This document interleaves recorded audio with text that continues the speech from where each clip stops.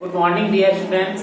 ये आपका चैप्टर 10 है, habitats the surrounding of living organism. Habitats means हुआ जहाँ पे हम लोग निवास करते हैं, जहाँ पे हम लोग रहते हैं। सराउंडिंग ऑफ लिविंग ऑर्गेनिज्म, तो लिविंग ऑर्गेनिज्म के चारों तरफ जैसे आप लोग जहाँ पे रहते हैं आप लोग देख सकते हैं। इस चैप्टर में हम लोग पढ़ेंगे हैबिटेट्स एंड देयर काइंड्स और एडेप्टेशन के बारे में। सबसे पहले हम लोग देखते हैं हैबिटेट्स क्या होता है। The place where a plant or an animal lives in natural condition is its habitat। तो कोई भी प्लांट है या एनिमल, तो जितने भी लिविंग ऑर्गेनिज्म है जो नेचुरल कंडीशन में, तो नेचुरल प्राकृतिक रूप से जो रहते हैं वो उसका हैबिटेट कहलाता है। In other words A habitat mean A dwelling place और ए होम। और हैबिटेट को अगर अदर वर्ड्स में दूसरे शब्दों में कहा जाए तो उसका मतलब हुआ आवास या घर, जहाँ पे हम लोग रहते हैं। A habitat provides food, water, air, light, shelter and a place for reproduction to the organism living in it.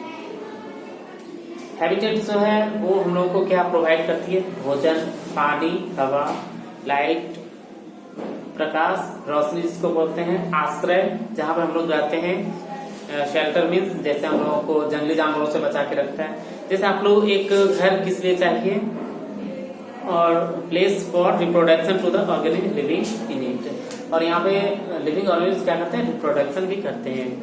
जैसे कि आप लोग जानते हैं कि गाय बछड़ी को जन्म देती है, मुर्गियां दे देती है, और हम लोग भी जन्म लिए हैं, तो हम लोग को कहीं ना कहीं एक हैबिटेट की जरूरत होती है। हम लोग नेचुरल कंडीशन में कैसे रहें?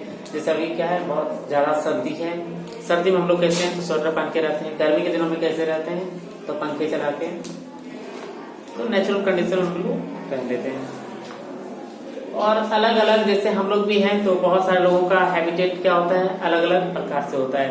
जैसे आप लोग इंडिया में देख लीजिए तो जम्मू कश्मीर में क्या है वहाँ पे बहुत ही ज्यादा सर्दी होती है, तो वहाँ पे लोगों का हैबिटेट कैसा होता है।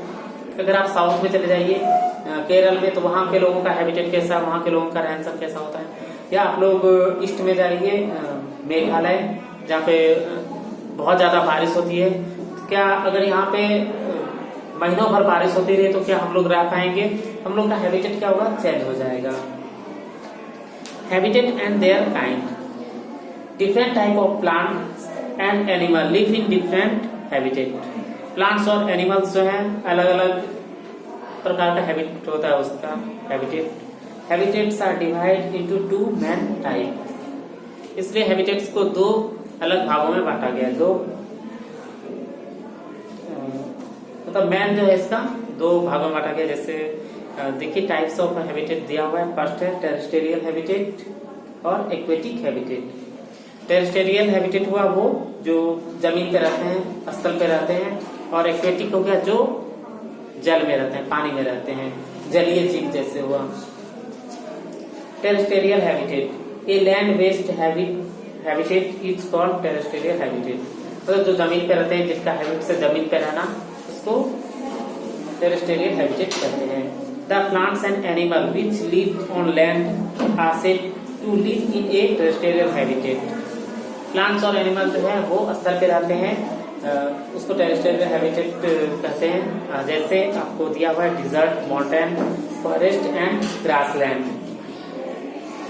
डिजर्ट जैसे रेगिस्तान, माउंटेन्स पहाड़, फॉरेस्ट और ग्रासलैंड, ये सब क्या है? टेरेस्टेरियल। तो ये टेरेस्टेरियल में आते हैं। ये सब कहाँ पे है? तो जमीन पे ही है। Example of terrestrial organism includes the camel, deer, elephant, horse, trees, humans etc..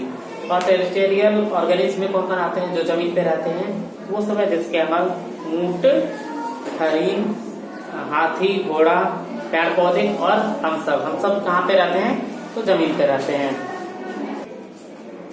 Examples of terrestrial organism का क्या क्या था? तो camel, deer, elephant, horse, trees और human. Desert are place hot in day and cool at night. Desert का place कैसा होता है? तो दिन के दरमियान वो बहुत ज्यादा गर्म होता है और रात में क्या होता है? ठंडा हो जाता है। Mountains are rocky and are above plains. Mountain क्या होता है? ये रॉकी होता है, पथरीला होता है, और ऊपर पे ये प्लेन होता है। In this area climate is cool and rainfall is often very high.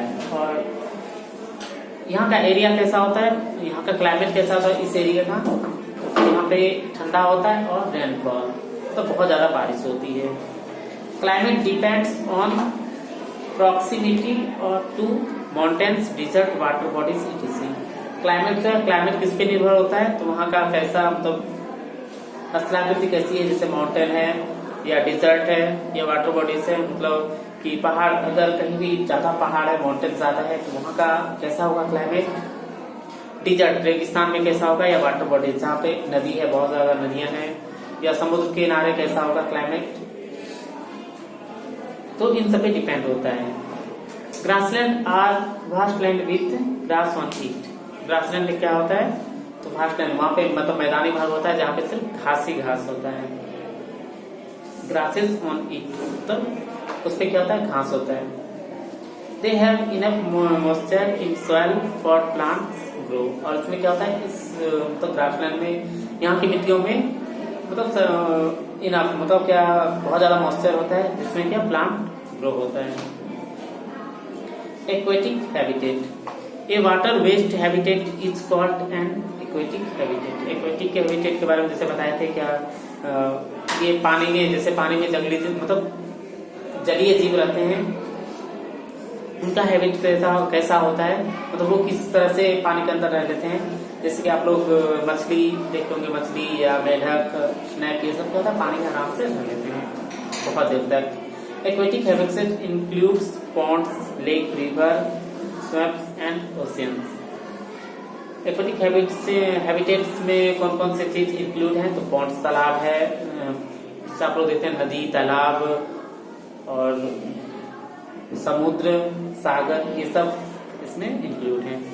Example of aquatic animals, example of aquatic organism are, मतलब इसमें इसका जो उदाहरण है, एग्जाम्पल है एक्वेटिक ऑर्गेनिज्म का, जैसे टेरेस्ट्रियल ऑर्गेनिज्म का था कैमल, डियर, एलिफेंट्स, जो जमीन पर रहते हैं। ठीक उसी तरीके से इसमें दिया हुआ है कि पानी में कौन कौन से ऑर्गेनिज्म रहते हैं, जैसे fish, crabs, frog, duck, etc..